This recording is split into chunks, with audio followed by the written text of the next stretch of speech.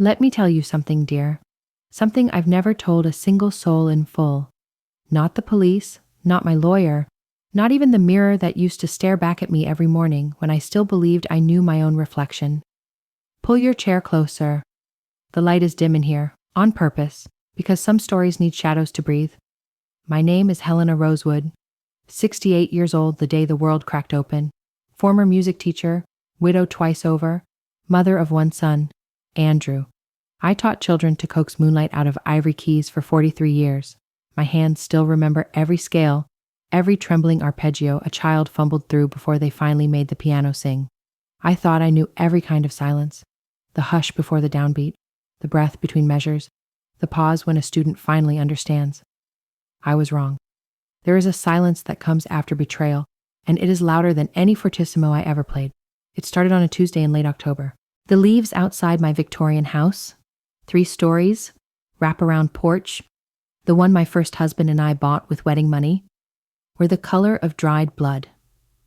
I remember because I was carrying a tray of chamomile tea upstairs for Andrew and his wife, Nora.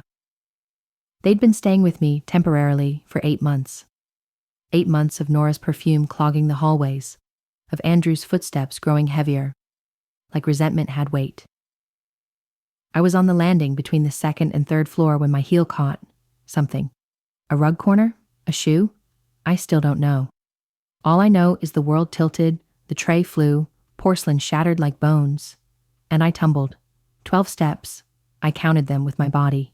My head struck the newel post, a white-hot flash behind my eyes, then darkness, but not the kind that stays. I woke in the hospital smelling of antiseptic and wilted lilies.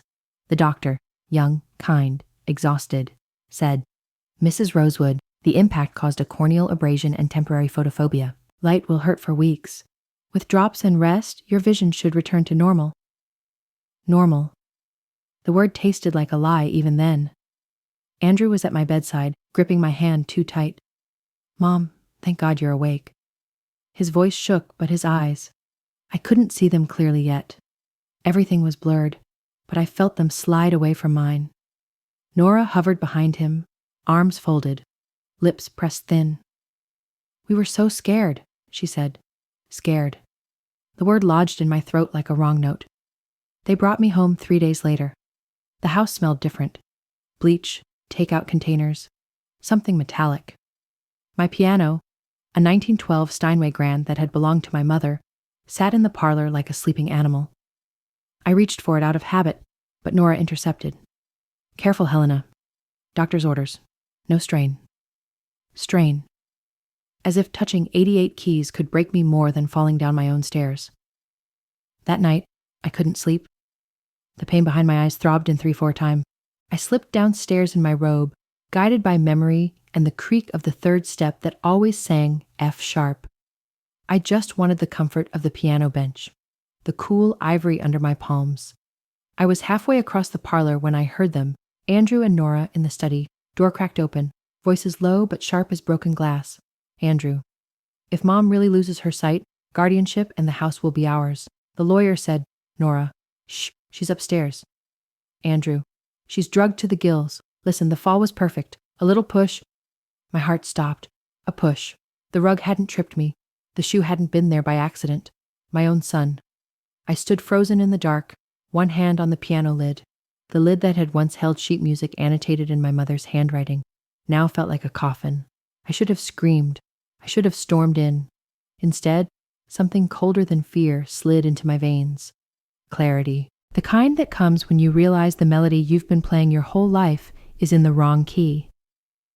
I backed away, silent, and climbed the stairs again, each step deliberate. In my room, I locked the door, sat on the edge of the bed, and did something I hadn't done since I was 12. I cried without sound. Not for the pain in my eyes, but for the pain in my chest, the place where a mother keeps the first lullaby she ever sang her baby. Mine was gone. Stolen. The next morning, I made a decision that would either save me or damn me. I put on the darkest sunglasses I owned, wrapped a silk scarf around my head like a blindfold, and when the nurse they'd hired, Mila, arrived, I let my voice tremble. "Mila, I can't see anything, just shapes. The doctor warned me this might happen. A lie wrapped in truth. My vision was blurry, yes, but I could see the outline of Mila's kind face, the worry in her brows. I could see enough. Andrew's reaction was immediate. He knelt beside my chair, took my hands. "Mom, it's okay. We'll take care of everything." Everything. The word tasted like poison now. That afternoon, I asked Mila to help me to the piano. "Just to sit," I said. "Music is how I see." She guided me, her touch gentle. I sat, lifted the lid, and let my fingers rest on middle C. The note rang out. Pure. Perfect. Under the pretense of feeling the keys, I pressed a sequence I'd programmed years ago when I first installed the hidden microphone array inside the soundboard. C, E, G, B flat, C. A minor seventh chord. The signal triggered. Every conversation within 20 feet would now record and upload to a cloud drive only I could access. My late husband, husband number 2, the stepfather Andrew hated, had been paranoid about theft. He'd paid an audio engineer to rig the piano like a spy device. I'd laughed at the time. Now I thanked his ghost. I began my performance. The blind mother, helpless, grateful. I let them move my furniture for safety. I let them read my mail aloud, their voices syrupy with concern. I let Nora spoon-feed me soup, while Andrew checked my bank statements on his laptop, the screen angled away. I smiled, nodded, asked innocent questions. "Andrew, darling, did you find my pension paperwork?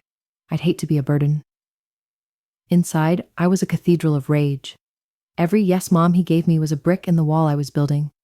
Every time Nora said, "Let me handle the bills, Helena, you just rest," I added another stone. I was 68, not dead.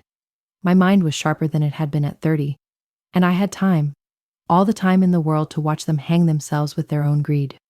Mila was the first crack in their facade. She was from Ukraine, early 30s, with a voice like cello strings. On the 5th day, she was helping me bathe, another humiliation I endured with gritted teeth, when she whispered, "Mrs. Helena, your eyes, they follow the light." I froze. Then I laughed, soft. "You're observant, Mila. Keep it between us?" She nodded, eyes wide. An ally. The first real one I'd had in years. By the end of the first month, I had hours of recordings.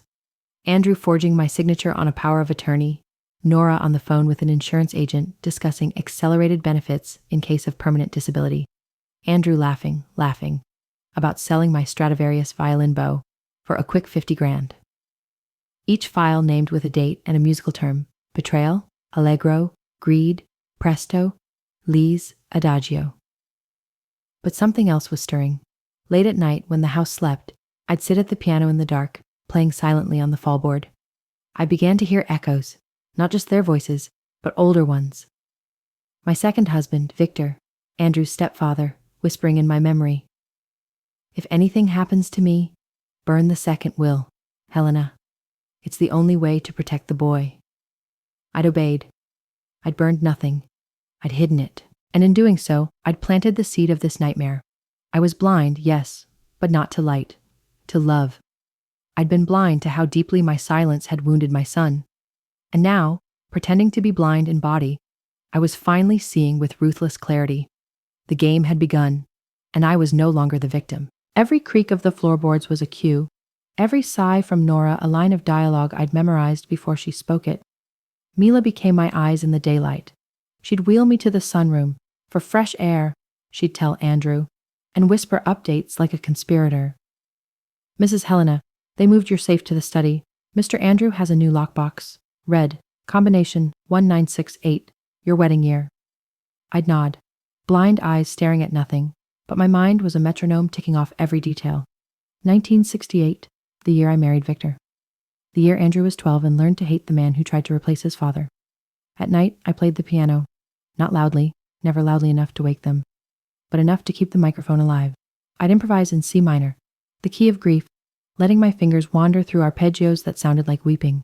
Each phrase triggered another upload. I named the files after the pieces I used to teach: Moonlight Sonata, Betrayal, Clair de Lune, Deception. The cloud filled with their voices. Nora on the phone to a realtor. "Yes, the house is in probate limbo, but once guardianship is approved," Andrew to his broker. "Sell the Steinway. Mom won't know. She can't see it gone." They sold my mother's violin bow first. I heard the buyer, a collector from Boston, haggle over the price in my own parlor. Provenance? He asked. Nora laughed, light and cruel. Family heirloom, sentimental value, but the old lady's blind now. Doesn't play anymore. I sat in the corner, cane across my lap, and let tears roll down my cheeks. Real ones. Not for the bow. I could buy 10 bows. But for the girl I'd been, practicing scales until my fingers bled, believing music was eternal. Mila caught me that night in the kitchen, rinsing a teacup with shaking hands. "You're not blind," she said again, softer. Not a question. I turned, let the scarf slip just enough for her to see my eyes. Clear, focused, burning. "No," I whispered, "but they need me to be." She didn't flinch. Instead, she took the cup from my hands, dried it, and said, "Then we play better than they do." We made a pact. She'd be my hands outside the house. I'd be the ears inside. She started accidentally, leaving her phone on the piano bench, voice recorder running. I taught her the chord triggers, C, E, G, B, flat C to start, F, A, C, E to stop. She learned fast. By the end of the week, we had Nora on tape bragging to her sister. "Helena's so doped up on those pain pills she wouldn't notice if we moved the whole damn house." The pills. Another layer of the game. Andrew had been managing my medication, doling out little white tablets with breakfast. I'd palm them, flush them, replace them with vitamin C.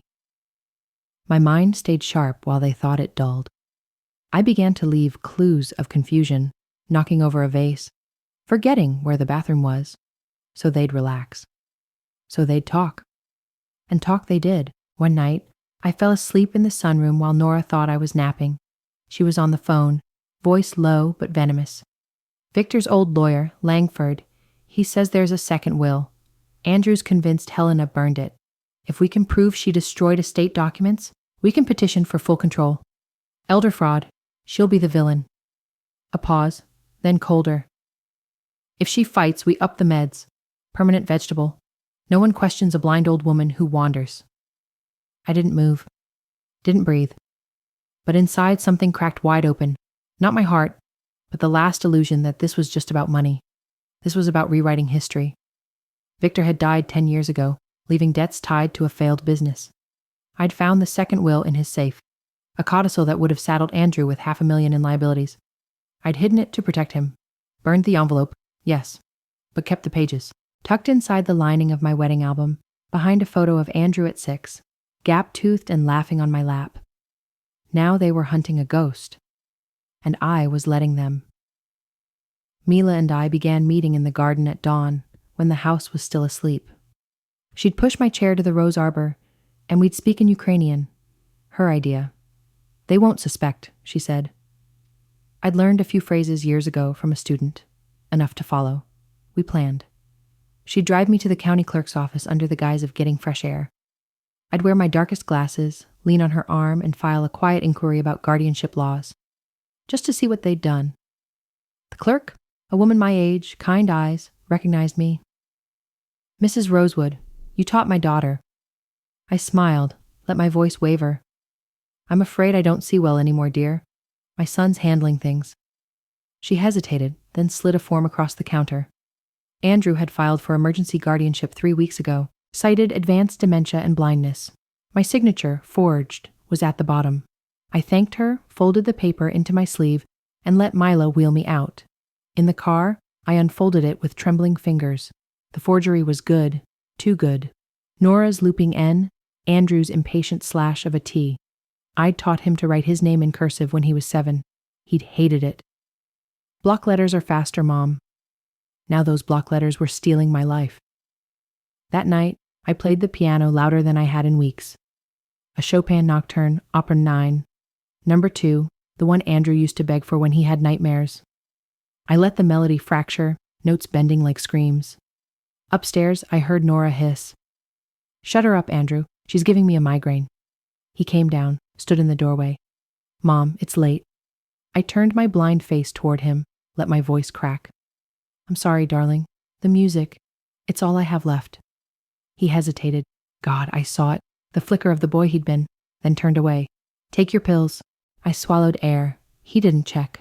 Mila and I escalated. She forged a doctor's note, Nothing fancy, just enough to buy time, saying I needed a specialist in Boston. Vision therapy, it read. Andrew balked at the cost, but Nora pushed. If she regains sight, we lose everything. They agreed to let Mila drive me. 3 days. We'd have 3 days. In Boston, I walked into Langford's office unaided. He was older than I remembered, liver-spotted hands, but his eyes sharpened when he saw me. Helena, you're supposed to be... I cut him off. Blind. Yes. Let's keep it that way. I laid the forged guardianship papers on his desk. My son thinks I destroyed Victor's second will. I didn't. It's in my wedding album, but I need to know what he's planning.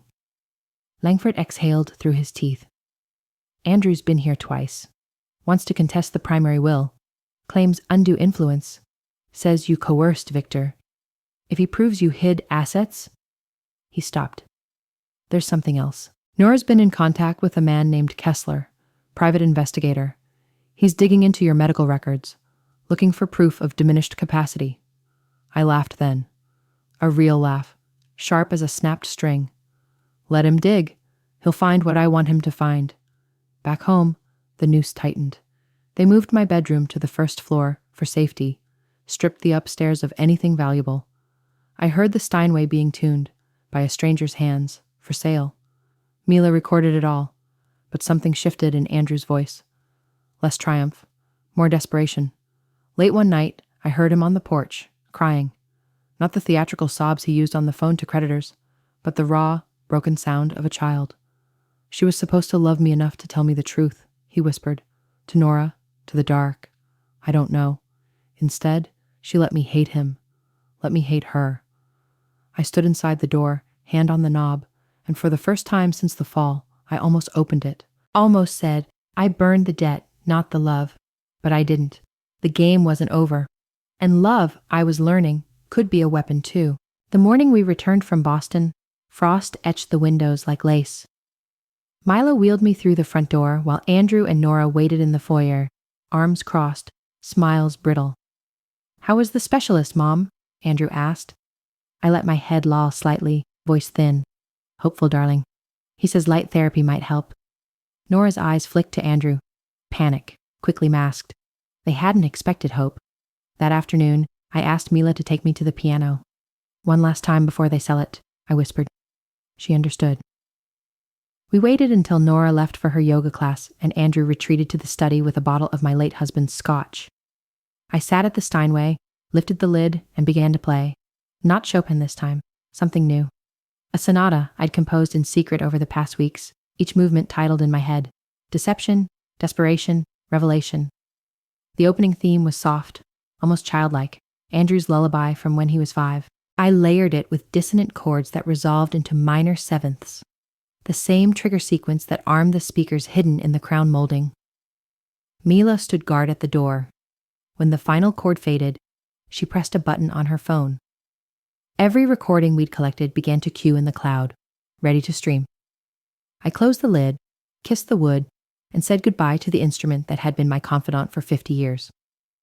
The next day, Andrew announced a family meeting with their lawyer. To finalize the guardianship transfer and property deed, he said, helping me to the dining table. I leaned heavily on my cane, scarf over my eyes, but my pulse was steady. Mila had texted me an hour earlier. Langford en route with police. Will in hand. I'd given her the wedding album that morning, the second will tucked inside like a pressed flower. They sat me at the head of the table. Ironic. The blind queen in her own castle. Nora spread documents in front of me. Just sign here, Helena. For your care. Her pen scratched. I lifted my hand, let it hover, then accidentally knocked over a water glass. Chaos, paper soaked, Nora cursing. While they mopped, I palmed the pen and replaced it with one Mila had rigged. A tiny recorder in the barrel. Andrew grew impatient. Mom, focus. This is for your own good. I turned my face toward him, let my voice crack. Andrew, I'm scared. What if I never see again? He softened, just for a second. You won't have to worry about anything. We'll handle it all. Nora cut in, sharper. Sign, Helena, or we'll have to petition the court for incapacity. You don't want that embarrassment. I signed. Slowly, deliberately. The forgery they'd practiced for weeks now had my real signature beside it. Proof of coercion. When I set the pen down, the front door opened. Langford's voice boomed. "Helena Rosewood, we have a warrant to secure estate documents." Footsteps, 2 officers, Langford and a court clerk, and Andrew bolted upright. "What the hell?" I stood, removed the scarf, removed the sunglasses. My eyes, clear, focused, met his. The room froze. Nora's mouth opened, soundless. I walked to the piano, lifted the lid, and struck the opening chord of the Truth Sonata. The speakers came alive. Their voices filled the room. If she really loses her sight, guardianship and the house will be ours. Sell the Steinway. Mom won't know. She's lived long enough. All you need is one signature. Andrew's face drained of color. Nora lunged for the door, but an officer blocked her. Langford laid the second will on the table. Victor's codicil, never destroyed. Helena hid it to protect Andrew from $500,000 in debt. I watched my son read the figures, watched his knees buckle. He sank into a chair, head in hands. I spoke then, quietly. "I burned the envelope, Andrew. Not the love. I thought if you never knew, you'd never carry it." He looked up, eyes red. "You let me hate you. You let me think you stole my inheritance." His voice broke. "I only saw darkness because you hid the light from me for too long." Nora screamed as cuffs clicked around her wrists. Elder abuse, forgery, conspiracy to commit fraud. Andrew didn't move to help her. The police took statements. I played the sonata through to the end, each note a confession, each rest a breath I hadn't taken in months. When the final chord resolved into major, the room was silent except for Andrew's sobs. The officers asked if I wanted charges against him too. I looked at my son, 38, going on 13, the boy who used to fall asleep on my lap during thunderstorms, and said, "No, he's punished enough." They left him with a citation for misdemeanor fraud, a slap compared to Nora's felonies. But the real sentence was in his eyes. The realization that he'd tried to bury his mother to dig up a father's ghost. That night, I packed one suitcase. Mila helped. The Steinway was gone, sold that morning, but I took the bench. The wood still held the shape of my body after decades. Andrew stood in the doorway, watching. "Where will you go?" he asked. I didn't answer. I was done explaining. Before I left, I placed the second will on the piano's music rack, now just a ghost of itself, and wrote on the cover in my old teacher's handwriting, "For Andrew. The debt was never yours to carry. The choice always was." Mila drove me to the retirement home for artists on the coast. My new room overlooked the ocean, smelled of salt and pine. I set the bench by the window, sat, and played an imaginary keyboard on my lap. The melody was unresolved, a dominant seventh begging for resolution, like us. The first week at Harbor Light Retirement Home, I didn't touch a piano. The upright in the common room was a battered Everett, out of tune, its middle C cracked like a broken tooth. I walked past it every morning, cane tapping the linoleum, and felt nothing. Not grief, not anger, just a hollow space where music used to live. Mila visited on her days off, bringing lemon biscuits and news. "Andrew hasn't left the house," she said. "The Steinway buyer backed out when the police report hit the papers. It's still in the parlor, under a tarp." I nodded, stared at the ocean, and said nothing. The residents were kind in the way old people are when they sense a fresh wound. Mrs. Chen, 92, watercolorist, slipped me a sketch of the rose arbor from my old garden. Mr. Patel, former violinist with the Boston Symphony, left a tin of Darjeeling outside my door. I thanked them, smiled with my mouth only, and went back to silence. At night, I dreamed of the fall. Not the stairs, the moment before. Andrew's hand on my shoulder, steadying the tray, then the slight pressure between my shoulder blades. In the dream, I turned, saw his face, not cruel, just blank. A man erasing a mistake. I woke gasping, sheets twisted, the salt air thick in my throat. I began writing letters I never sent. "Dear Andrew, do you remember the night you broke your arm at soccer practice? You were 8. I carried you 3 miles home because the ambulance was late. You cried into my neck and said, 'Mom, don't let go.' I didn't. Until now. Mila brought me a thumb drive. Everything we recorded, plus the police files, public record now. I slipped it into the ancient laptop the home provided, labeled the folder Requiem. I listened once. Andrew's voice, drunk at 2 a.m., telling Nora, "She always loved the piano more than me." Nora's laugh, sharp as gin. "Get over it, Andy. She's the reason your dad left you nothing but IOUs. I closed the lid, the hollow space filled with something hot and metallic. Not hate, something worse. Recognition. On the 10th day, I asked the activities director if I could teach. Beginner piano, seniors only, no auditions. She beamed, handed me a schedule. My first student was Harold, 81, Parkinson's tremor in his left hand. He wanted to play Clair de Lune for his wife's birthday. We started with scales. His fingers shook, but he laughed when the notes came out crooked. Helena, I sound like a drunk cat. I laughed too, really laughed, for the first time since the fall. The hollow began to echo. Word spread. By week 3, I had 6 students. We met in the sunroom, windows open to the gulls. I taught them breathing, not just fingering. Music isn't in the keys, I told them. It's in the space between heartbeats. Harold's tremor steadied when he focused on the melody. Mrs. Chen painted the covers of our sheet music. Watercolor roses, stormy seas. Mr. Patel tuned the Everett with a borrowed kit, swearing under his breath in Gujarati. The piano began to sing again, off-key but alive. Mila moved into the staff cottage. I quit the agency, she said. They wanted me to testify against you, say you faked the blindness from day one. I told them to shove it. She became my aide, my friend, my co-conspirator. We started the foundation paperwork at night. Sonata of Light. Legal aid for elders facing family fraud. I used the insurance payout from the canceled Steinway sale as seed money. The first grant went to a woman in Worcester whose daughter had drained her savings for opioids. When she called to thank me, voice cracking, I heard my own tremor echoed back. Andrew wrote once. A plain envelope, no return address. Inside, a single photograph. Him at 12, standing beside Victor at the piano, both of them scowling at a wrong note. On the back, in his childish scrawl, I hated him for making me practice. I hated you for letting him. Nothing else. I pinned it above my desk, next to Mrs. Chen's rose sketch. The local paper ran a story. Blind mother's deception exposes son's greed. They used an old photo of me at the Steinway, hair still dark. Comments online were brutal. She's a monster. Poor kid. Raised by a liar. I read them at 3 a.m., then deleted the browser history. Harold found me crying in the sunroom. Helena, he said, truth is a chord that hurts before it resolves. I taught him the dominant 7th that day. He played it until his hand cramped. Nora's trial date was set for March. The prosecutor called. Would I testify?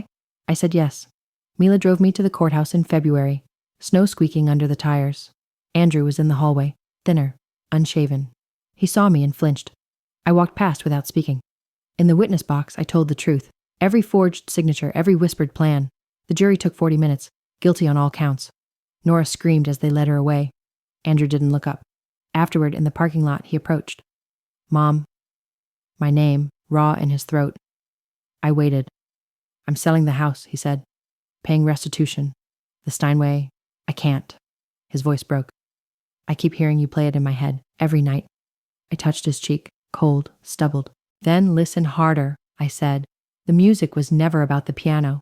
I left him standing in the snow. Back at Harbor Light, the residents threw an impromptu concert. Harold butchered Clair de Lune gloriously. Mrs. Chen's wife cried. Mr. Patel sawed out a wobbly Ashokan farewell. I closed with an improvisation, the unfinished chord. It ended on a suspended 9th, no resolution. The room held its breath. Then applause, shaky but real. That night I dreamed again, but the fall was different. I reached the bottom unharmed. Andrew was waiting, 8 years old, holding out his broken arm. Mom, don't let go. I took his hand. We walked up the stairs together, step by step, the tray balanced between us. At the top, the piano waited, lid open, keys glowing. I woke before we played. Spring came early. The foundation's first gala was scheduled for May, a charity concert in the old town hall. I invited Andrew. No RSVP. Mila hung posters, Sonata of Light, Music Heals, What Words Cannot. I practiced daily now, fingers nimble despite arthritis. The Everett's cracked C had been replaced. It rang true. The night before the concert, a package arrived. No note. Inside, the Steinway's original ivory key from middle C, polished on a red ribbon. I held it to my heart and cried. For the boy, for the mother, for the silence we'd both mistaken for love. May arrived with lilacs and salt wind. The town hall smelled of varnish and old velvet, the stage still scarred from decades of dance recitals and town meetings. The rented Steinway, smaller than mine, but warm-toned, waited center stage like a patient animal. I ran my fingers across the fallboard and felt the ghost of my own instrument's grain. The key from Andrew hung on a chain around my neck, cool against my collarbone. We rehearsed for 3 days. Harold opened with Claire de Lune, his tremor now a gentle sway in the left-hand arpeggios. Mrs. Chen had painted the program covers, sunrise over the harbor, a single white piano on the sand. Mr. Patel led a string quartet of residents. Their Ashokan farewell made the lighting tech wipe his eyes. I closed each rehearsal with the unfinished chord, letting the suspended ninth hang until the silence itself became a performer. Mila ran the foundation table in the lobby, stacking brochures beside a donation jar already half full of 5s and 20s. "We've got 20 elders signed up for legal consultations," she told me. 3 from your old neighborhood." I nodded, throat tight. The web was widening, my pain becoming someone else's shield. Andrew's silence was louder than any reply. I checked the guest list daily, his name never added. On the final rehearsal night, I played the lullaby from the Truth Sonata, the one that had opened the floodgates in my dining room. When the last note died, Harold asked, "Will he come?" I didn't answer. I couldn't. The morning of the concert, a letter slid under my door at Harbor Light. Heavy cream paper, my address typed. Inside, a single sheet. "Mom, I sold the house. Closing is Monday. The Steinway is in storage, paid for a year. I can't hear it without hearing you. I keep the bench in my apartment. It smells like your perfume and rosin. I sit on it when I can't sleep. I'm coming tonight. Back row. Don't look for me. I'm sorry for the push. I'm sorry for the silence after. Andrew." I read it twice, then folded it into the sheet music for the unfinished chord. My hands shook, but not from age. The hall filled slowly. Folding chairs scraped, programs rustled. I wore the black dress I'd saved for Victor's funeral, the one I never wore because I couldn't bear the weight. Tonight it felt right. Mila adjusted my microphone, whispered, "Breathe, Helena, this is your coda."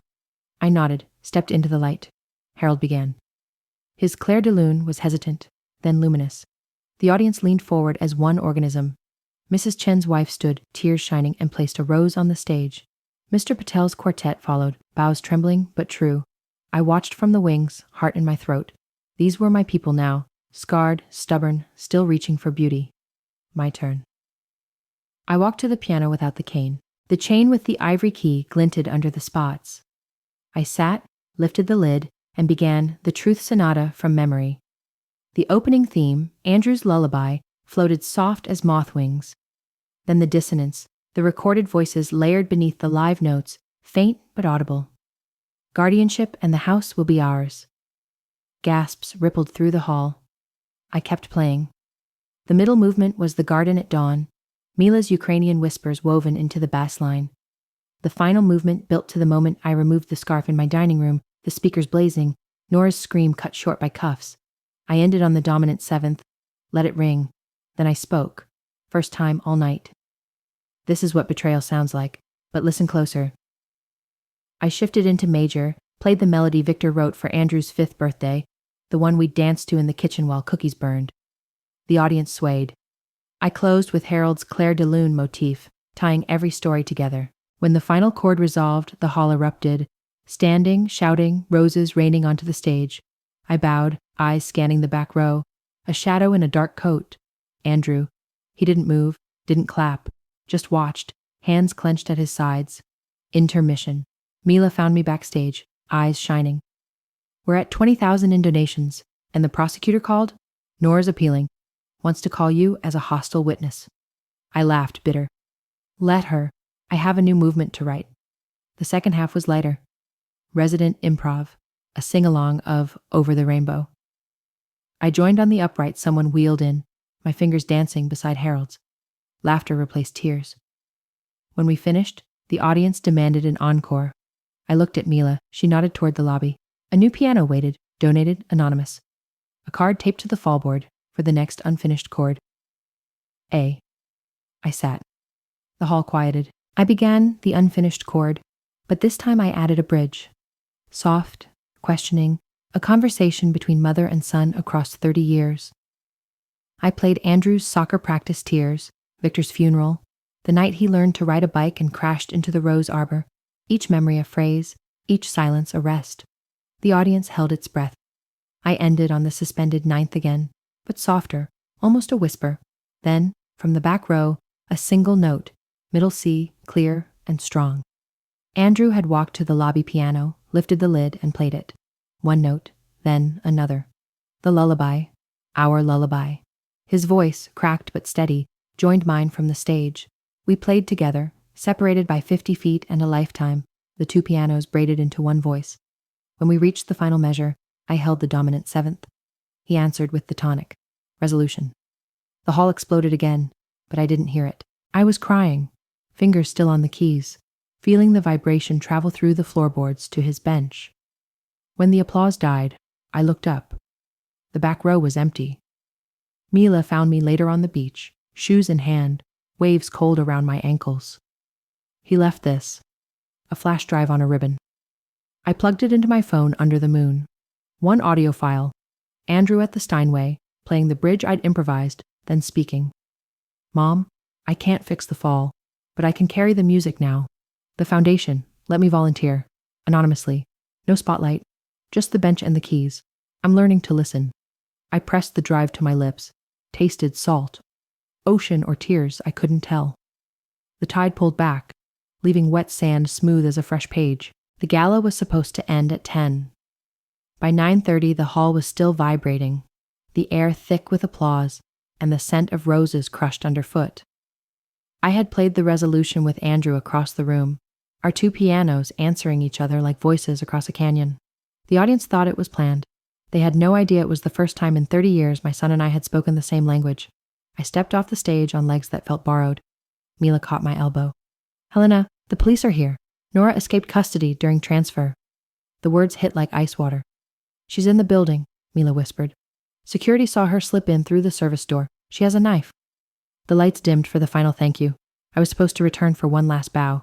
Instead, I moved against the tide of residents heading for cake and coffee. Harold tried to press a slice of lemon sponge into my hand. I smiled, slipped past. The lobby piano, Andrew's anonymous gift, stood open, lid propped, the card still taped to the fallboard. I lifted it, felt the weight of the ivory key around my neck, and understood. Nora would come for the one thing she thought could still hurt me. I told Mila to evacuate quietly. Tell security there's a gas leak in the kitchen. Get everyone out the front. She hesitated, eyes wide. And you? I touched the flash drive in my pocket. Andrew's confession, his offer to volunteer. I have a finale to write. The hall emptied in orderly confusion. I stayed in the shadows of the wings, cane in one hand, the other brushing the curtain. Footsteps, light, quick, furious. Nora. She wore a caterer's apron stolen from the kitchen, hair hacked short, eyes wild with jailhouse pallor. The knife glinted under the work lights. She made straight for the lobby piano. I stepped into the light. Looking for this? I held up the ivory key. Her head snapped toward me. You bitch, she hissed. You took everything. She lunged. I sidestepped, old knees, but dancer's instincts, and she crashed into the piano bench. It splintered. She whirled, knife slashing air. We circled the Steinway like duelists. You think prison scares me? She spat. Andrew's weak. He'll crack without me. You'll never have him back. I kept my voice level. I never lost him. You did. She screamed and charged again. I lifted the cane, solid oak, gift from Mr. Patel, and parried. The blades skittered across the floor. Sirens outside, red and blue pulsed through the high windows. Nora's eyes darted. Trapped. She grabbed the music rack, tore the card free, and hurled it at me, for the next unfinished chord. A. It fluttered to the stage like a white flag. I bent to pick it up. Mistake. She tackled me from behind. We fell hard, my shoulder hitting the low C keys, discordant, ugly. Pain flared. She straddled me, hands around my throat. I'll finish what the stairs started. Black spots danced. I clawed at her wrists, felt the chain snap, the ivory key skittering across the stage. Then, a crash. The lobby doors burst open. Andrew. He had the splintered bench leg raised like a club. Get off her! Nora turned, knife forgotten on the floor. Andrew swung. The wood connected with her shoulder, She crumpled, howling. He dropped to his knees beside me, hands hovering, afraid to touch. Mom, breathe. I gasped, air sweet as forgiveness. Security flooded in, cuffs ready. Nora fought, shrieking my name like a curse. They dragged her out. The knife clattered into an evidence bag. Andrew helped me sit. My throat burned, but the pain felt clean, like lancing a wound. You came back, I croaked. He nodded, eyes wet. I never left. I was in the parking lot, saw her run in. He picked up the ivory key, pressed it into my palm. Play it. One note. Prove you're okay. I crawled to the piano, legs shaking. Sat. The low C was cracked now, but middle C waited. I pressed the ivory key into the slot where it belonged. Perfect fit. One note rang out, pure, unbroken.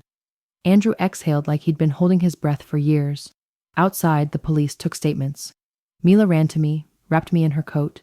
Harold and Mrs. Chen stood at the doors, faces pale but fierce. We're not leaving you, Harold said. I laughed through tears. Concert's over, old man. He grinned. Encore's tomorrow. Paramedics checked my throat. Bruised, not broken. Andrew refused to leave my side. When they asked if I wanted to press additional charges, I looked at Nora in the squad car, mascara streaking, defiance gone. No, I said. Let the courts finish her song. Back at Harbor Light, the residents wouldn't sleep. Someone made cocoa. Mr. Patel tuned the battered Everett by flashlight. We gathered in the common room, a circle of nightgowns and walkers. I played the middle C again, then let Harold take over. He played Claire de Lune with one hand on my shoulder. Mrs. Chen painted the scene on a napkin. Midnight concert, bruised throats, unbroken spirits. Andrew sat on the floor, back against the piano, eyes closed. When the piece ended, he spoke to the room. My mother saved me from debt I didn't know existed. I tried to bury her for it. Tonight she saved me again, from myself. His voice cracked. I don't deserve the bench, but I'll earn it. Every day. Silence. Then Harold. Start by tuning this damn piano, kid. Laughter broke the spell. I looked at my son. Really looked. The boy who once fell asleep to my lullabies was still there, under the stubble in shame. I touched his hair. We'll write a new movement. Together. But first, sleep. He stayed the night on the couch, shoes off, the bench leg across his lap like a promise. I watched from the doorway until dawn painted the windows pink. The ivory key was back in its place, the piano whole again. Dawn crept through the common room windows in thin gold bars. The cocoa had gone cold. The residents dozed in armchairs. Harold's head tipped back, mouth open in a gentle snore. Andrew was still on the floor, knees drawn up, the splintered bench leg across his lap like a sword he no longer knew how to wield. I sat at the Everett, fingers resting on the repaired middle C, feeling the faint warmth where the ivory key had settled home. I began to play, soft, almost inaudible. A single line in the treble, the lullaby from the night he learned to walk. His eyes opened. He didn't move, just listened. When the phrase ended, he whispered, I remember that. I answered with the left hand, the bass line Victor had added the day Andrew turned 5. Together, the two lines braided, the way they hadn't in 30 years. He closed his eyes again, tears slipping sideways into his hair. Mila appeared with 2 mugs of fresh coffee. She set one beside me, one beside him, then retreated without a word. The room smelled of burnt sugar and salt air. I kept playing, letting the music speak the things words had ruined. When the final chord resolved into major, Andrew opened his eyes and said, I need to tell you the rest. He told it in fragments, voice low so the sleepers wouldn't stir. How Victor's business had collapsed the year Andrew was 15. How the second will had been drafted in secret to shield the house, but Victor's pride wouldn't let him admit the debt. How Andrew had found the codicil after the funeral, hidden in Victor's desk, and believed I'd burned it to punish him for loving his stepfather. How Nora had fed the resentment, day by day, until it felt like truth. I thought if I took the house, I'd finally own something he couldn't take from me, he said. I didn't see I was becoming him. He touched the bench leg. This is all I have left of the parlor. I kept it to remind me what I broke. I let the silence sit. Then I slid the ivory key from its slot and placed it in his palm. Wood can be mended, people too, but not with the same grain. He stared at the key as if it might bite. I don't know how to start, he said. You already did, I answered. You stopped her tonight. That's the downbeat. Footsteps in the hallway, soft, official. A detective, young, apologetic. Mrs. Rosewood, we need you downtown. Nora's talking. Says she has evidence you staged everything. Andrew stiffened. I stood, joints protesting. Let's finish the movement, I told him. The police station smelled of bleach and old coffee. Nora sat in an interrogation room. Orange jumpsuit too big, hair a snarl of defiance. Through the glass she looked smaller. A wasp stripped of wings. The detective played her statement. My voice, distorted, claiming the fall was rehearsed. The blindness a con from the start. A deepfake, crude but convincing to an untrained ear. Andrew's face went white. That's not, I touched his arm. It's bait. She wants me to lose my temper. I turned to the detective. Play my gala recording, the lullaby duet. Compare the waveforms. They did. The fake cracked like cheap veneer. The real one rang true. Nora's bluff collapsed. She lunged at the table, screaming my name until they dragged her back to holding. In the hallway, Andrew leaned against the cinder block wall. She'll keep coming, he said. Appeals, parole, whatever. I shook my head. She's singing a solo now, no harmony left. He managed a broken laugh. We drove back as the sun cleared the rooftops. Harbor Light was awake. Residents clustered on the porch like birds after a storm. Harold waved a spatula. Pancakes! You can't fight evil on an empty stomach? We ate on paper plates, syrup sticky on our fingers. Mr. Patel produced a bottle of maple liqueur for medicinal purposes. Someone started humming Claire de Lune. Harold joined on an imaginary piano. Soon, the porch was a choir. Andrew cleared the plates without being asked. Mila watched him, then me. He stays? She asked. I nodded. He tunes pianos now. That's penance enough. That afternoon, we moved the Steinway from storage. A flatbed truck, 4 residents, 2 orderlies, and Andrew sweating through his shirt.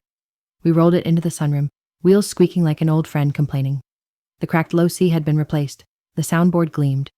Andrew knelt, opened the lid, and ran a tuner's fork across the strings. Flat by a cent in the tenor, he muttered. Dad always let it go. He adjusted, ear pressed to the wood, the way I'd taught him when he was 10. I sat on the bench beside him. Our shoulders touched. He played the lullaby, slow, uncertain. I added the harmony. The room filled. Residents gathered in the doorway, silent. When we finished, Harold clapped once, soft. That's the sound of a family learning the right key. Evening brought the second concert, unscheduled, word of mouth. The town hall again, but this time the lobby piano stayed home. We used only the Steinway. Andrew tuned it on stage while the audience filed in. He wore a simple black shirt, sleeves rolled, the bench leg patched with brass pins, now part of the foundation's logo. I wore the same dress, the bruise on my throat hidden by a silk scarf Mrs. Chen had painted with tiny ivory keys. We opened with the Truth Sonata, but slower, almost a dirge. The recorded voices were gone.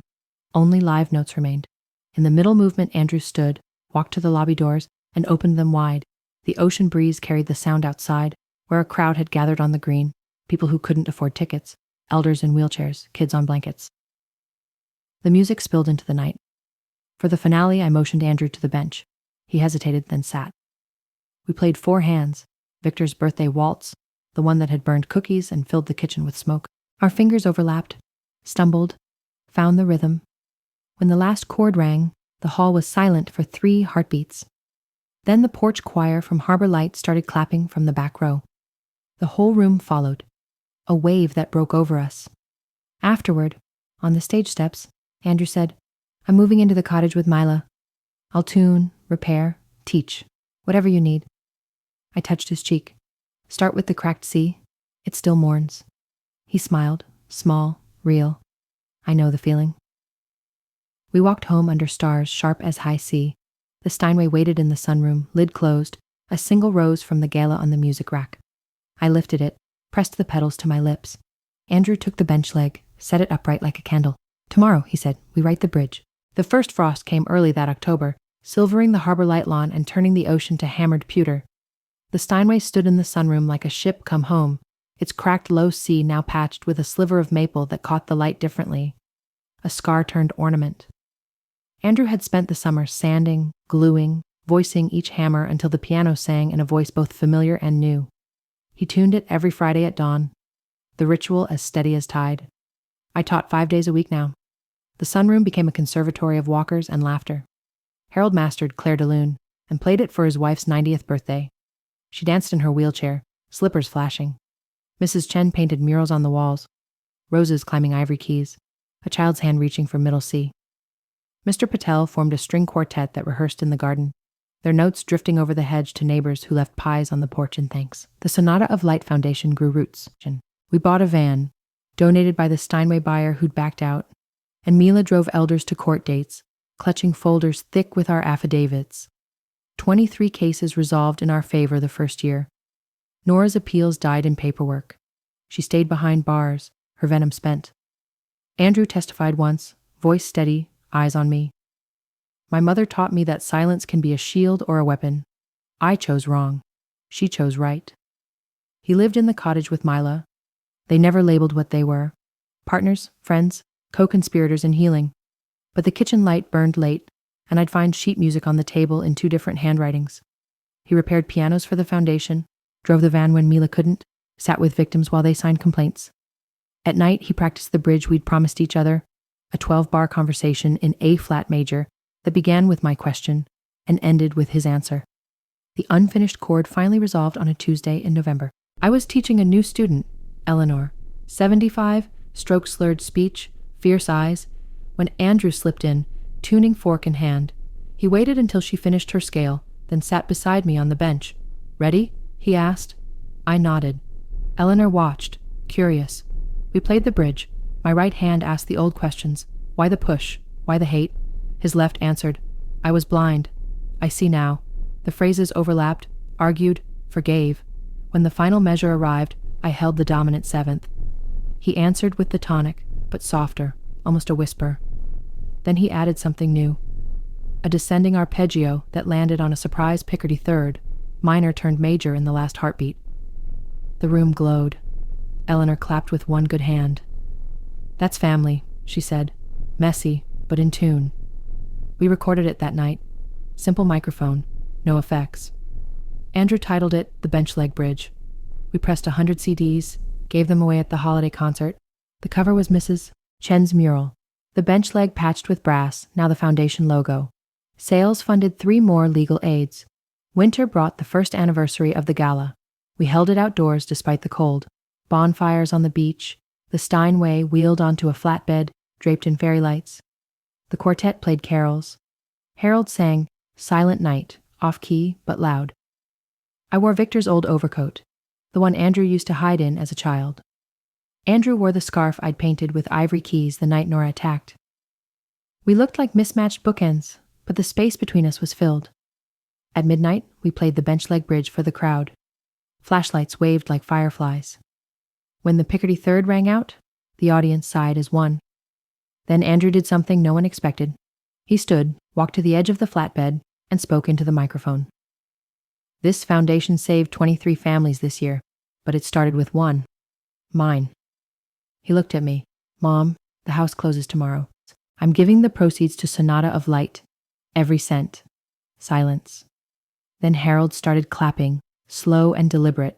The beach erupted. I couldn't speak, throat full of salt and wonder, so I played the lullaby instead.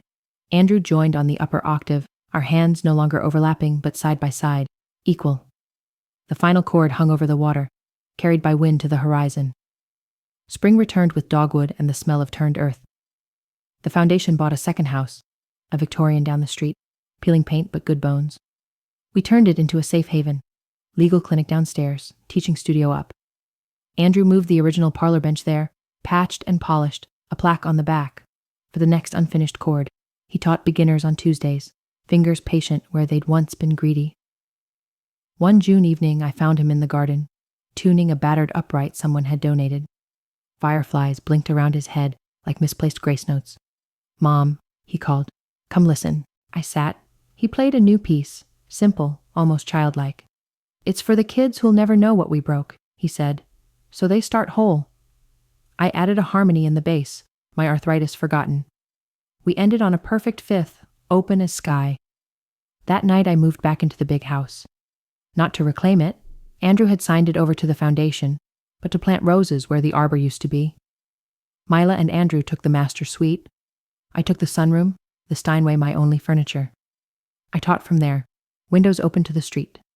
Children walking home from school stopped to listen, backpacks slipping off shoulders. The last concert of the season was in the new studio. The walls were still bare, but the bench waited center stage. Andrew and I played four hands, the bench leg bridge into the lullaby into the new children's piece. When we finished, the room was packed. Residents, neighbors, foundation clients, a reporter from the city paper. Harold stood, shaky but determined. To Helena and Andrew, he toasted with a plastic cup of cider, who turned a fall into a rise. Andrew raised his cup, and to the unfinished chords, may they always resolve. Later, on the porch, he handed me an envelope. Inside, the deed to the house, now in the foundation's name, and a single photograph. Us at the beach concert, my hand on his shoulder, his on the keys, the Picardy third still ringing in our faces. On the back, in his new handwriting, steady, no longer angry, the light was always there. We just had to close our eyes to see it. I pinned it above the Steinway. Every morning I play one note, middle C, the ivory key warm from the night. The sound travels through the house, through the garden, through the years we lost and the years we found. Andrew answers from the studio, the same note an octave lower. Between us, the space is no longer silence, but song. And that, dear, is how a blind mother's plan became a seeing family's hymn. The traitors are gone, the resentment burned away like morning fog. What remains is the music, imperfect, scarred, but whole. And every time a child presses that first key, the chord resolves again. If this journey, from a fall down the stairs to a family rebuilt on the bench of a broken piano, touched something in you, I hope you'll carry it forward. Hit the like button if you believe a single note of kindness can change someone's key. Subscribe and ring the bell so you never miss the next movement. Thank you for sitting with me through every unresolved chord. Now go make some music of your own. I'll see you in the comments.